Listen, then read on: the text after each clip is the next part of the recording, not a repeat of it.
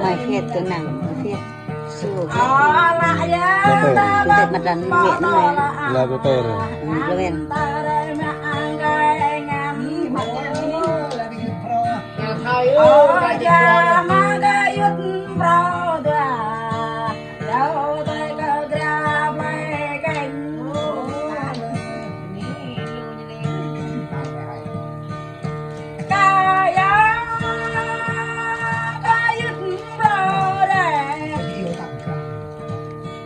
các bố ở dứt thơ ra nọ rồi vô thơ bố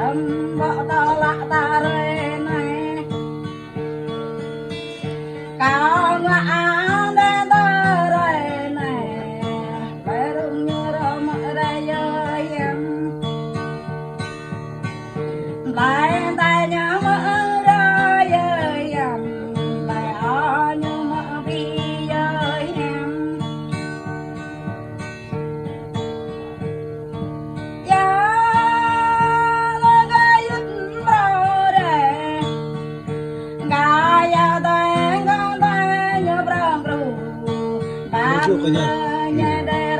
Nào.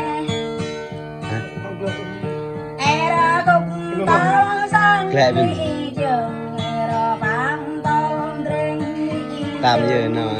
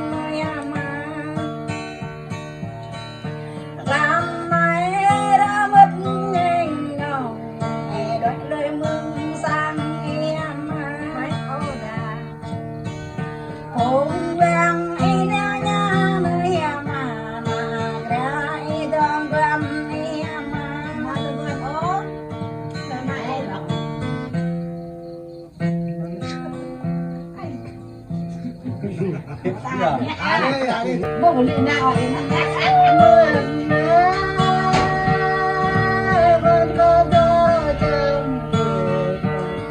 bạn lên mua cái này ngoặt đấy làm này cộng liệu không thể bạn nghe được gọi đâu không thể này cái thang coi có tầm 10 mua bò vạ gọ thôi tầm 10 mua bò vạ gọ nữa coi cái đảo cổ cổ coi có vạ gọ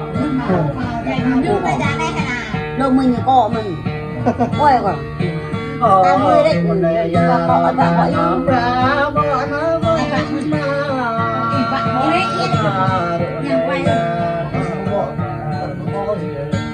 mọi tuộc lên này